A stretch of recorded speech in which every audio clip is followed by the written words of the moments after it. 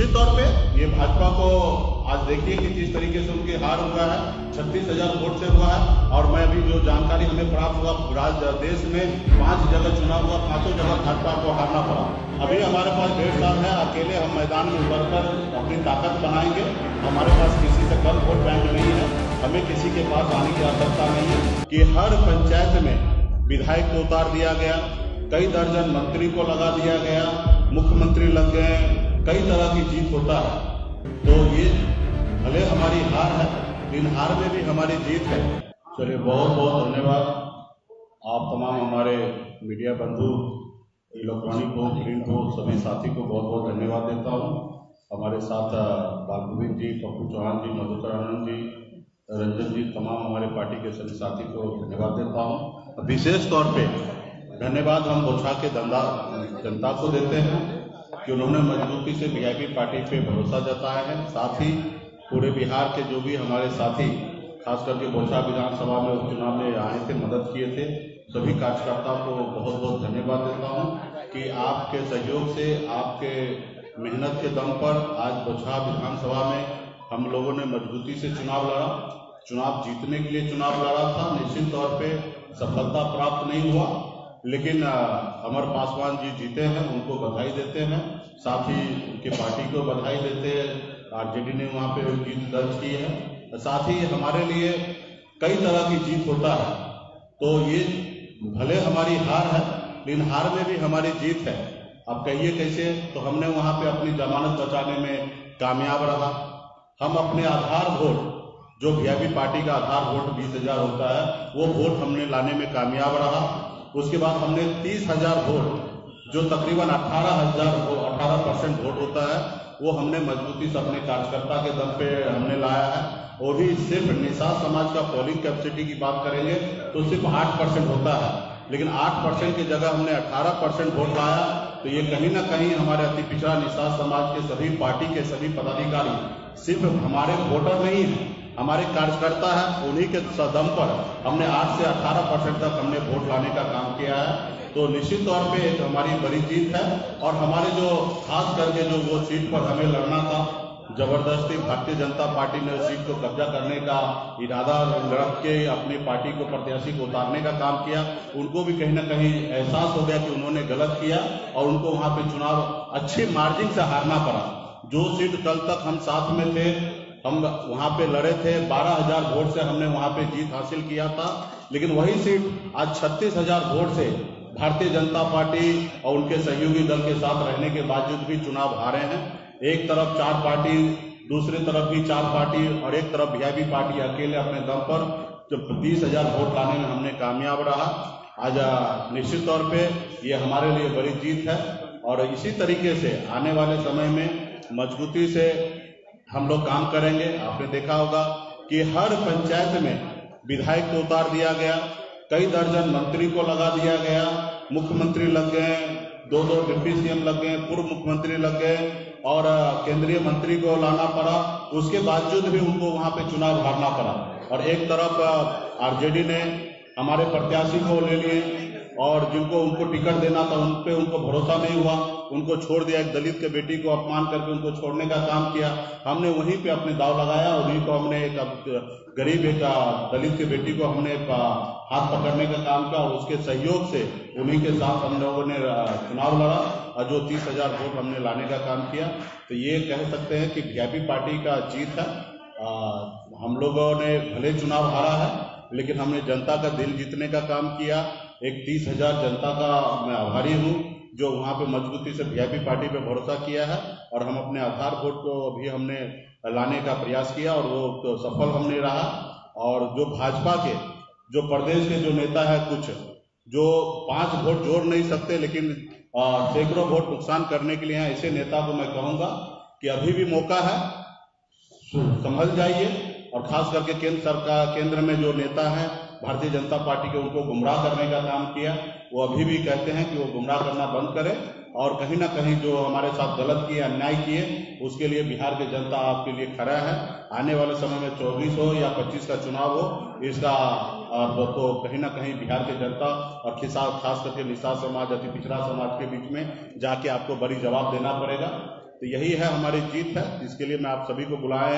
आज हमारे इधर जश्न है, हमने जीत पे भले हमारी हार हुआ लेकिन पार्टी कार्यकर्ता में हमने लड्डू बंटाने का काम किया। अभी मैं खुद बोछा विधानसभा में भी जाऊंगा, एक एक बूथ पर जाऊंगा जहां पे जनता ने हमें सहयोग किया और कई कुंटल लड्डू हम लोग आने वाले समय में बोछा विधानसभा में जाके अपने समर्थक के बीच में और बोछा विधानसभा में जाके लोगों के बीच में बांटने का काम करेंगे। शीघ्र ही उस पर हम लोग काम करेंगे। उसके अलावा पूरे बिहार में हम लोग बूथ लेवल पे कार्यकर्ता बना के मजबूती से हम तैयारी करेंगे। आज हमारे पास 18% वोट आ ही गया। एक राज्य में चुनाव लड़कर 35-36% पे आपका सरकार बन सकता है। आधे वोट हमारे पास तो है ही, आधे वोट और कैसे हमारे पास जोड़ा जा सकता है, उसके लिए हम लोग प्रयास करेंगे।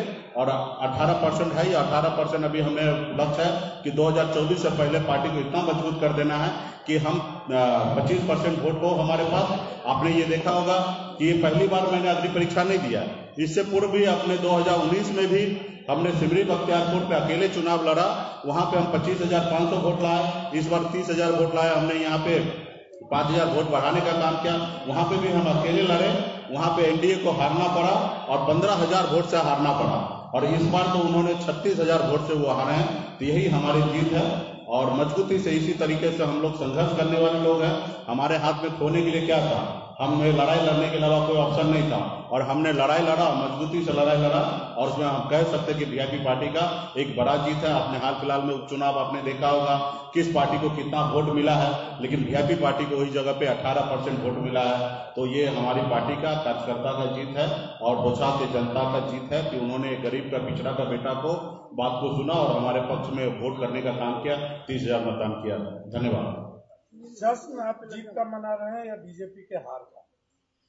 मैं चुनाव जीतने के लिए वहां पे गया था, लेकिन हमारे प्रत्याशी जीते नहीं। लेकिन हमारे पास आधार वोट 30,000 वोट हमने लाया है और हमारे अपना बेस वोट हमारे पास बरकरार है और 18% वोट बैंक है, उसका जश्न हम मना रहे हैं। हम किसी के हार पे और जीत पे हमें कोई लेना देना नहीं है। हम जीत जो हुआ है उनको हमने बधाई दिया है, ये मेरी जीत है। और जो लोग अहंकार में चलते हैं उनका हार है और उस पर निश्चित तौर पे पूरे बिहार के लोगों को, देश के लोगों को, उस अहंकारी लोगों पे जीत पे जश्न हर किसी को मनाना चाहिए। उसमें बीजेपी के लोग कह रहे थे कि आज आपको वोट मिला है वो रवई राम का वोट है, न कि वीआईपी। वो भी हमारे रवई राम जी भी वीआईपी पार्टी के अंग है, सदस्य है और वो हमारे साथ जुड़ गए तो वीआईपी हमारे साथ है। इसी तरीके से हम लोग पूरे क्षेत्र में मजबूत साथी को, पूर्व नेता, पूर्व विधायक, मंत्री को हम लोग पूरे बिहार में जोड़ने का काम करेंगे। वो उनका वोट, मेरा वोट तो बाहर का वोट तो नहीं है, वो हमारी वोट है। और वो बीजेपी के जो नेता कह रहे हैं वो बूथ पे जाके कैलकुलेशन भी कर लेंगे, उनको अंदाजा मिल जाएगा कि किनका वोट है। आगे की सियासत कैसे होगी? आपने देखा होगा कि 10 प्रत्याशी वहां पे उतरे, कांग्रेस समेत 10 प्रत्याशी उतरे और 3 प्रत्याशी रनिंग में रहा, 13 प्रत्याशी लड़े। लेकिन 10 प्रत्याशी का कुल वोट अगर जोड़ देंगे कांग्रेस पार्टी को साथ में तो 4.5% वोट रखा और मुझे अकेले 18% वोट मिला। तो ये हमारी ताकत है। जी हाँ, एक समाज के लोग कह रहे हैं कि हम साइलेंट रह गए इसलिए जो है ना आरजेडी जीत गई वहां से। ठीक है, जिनको क्या हुआ वो जो बहुत ज्यादा मार्जिन से हारे उनको मंथन करने की आवश्यकता है। हम तो कहें कि हमारे हार में भी जीत है और हम इसका जश्न मना रहे हैं। आने वाले समय में जो कमी रह गया उसको हम ठीक करेंगे और हम क्लियर है कि हम निषाद मल्ला का बेटा है। हम तो श्री रामचंद्र जी को नैया पार लगाते हैं और जो हमारे नाव पे नहीं बैठेगा उनको इसी तरीके से डूबना पड़ेगा। या फिर कोई साथ? अभी हमारे पास 1.5 साल है, अकेले हम मैदान में उतरकर अपनी ताकत बनाएंगे। हमारे पास किसी से कम वोट बैंक नहीं है, हमें किसी के पास आने की आवश्यकता नहीं है। निश्चित तौर पे बिहार के भविष्य के लिए, बिहार के बेहतरीन के लिए हम चाहेंगे कि आने वाले समय में सामान्य विचारधारा वाले लोग हमारे साथ आए और मजबूती से हम बिहार में सरकार बनाएं और जो युवा से जो 19 लाख युवा को रोजगार देने का वादा किए हैं वो हम लोग आने वाले समय में पूरा करेंगे। बगैर गठबंधन के 36,000 वोट के अंतर से एनडीए के प्रत्याशी हारती है, तो एनडीए के प्रत्याशी हारती है तो क्या इसकी जिम्मेदारी एनडीए के नेता नीतीश कुमार की नहीं है?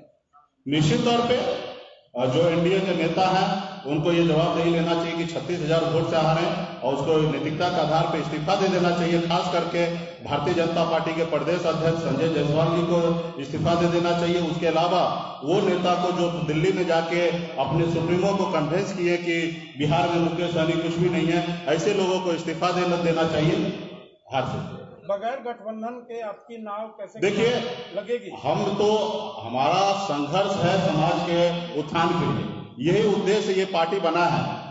चुनाव आते जाते रहेंगे, हारना जीतना वो बात अलग है, लेकिन हमारी लड़ाई जो है वो पार्टी का एक वर्ग गरीब लोगों का, युवा के लिए उद्देश्य है कि उनके लिए काम करना, तो उसके लिए हम लोग काम करते रहेंगे। आज हमारे पास कल तक 0% वोट था, आज 18% वोट हुआ।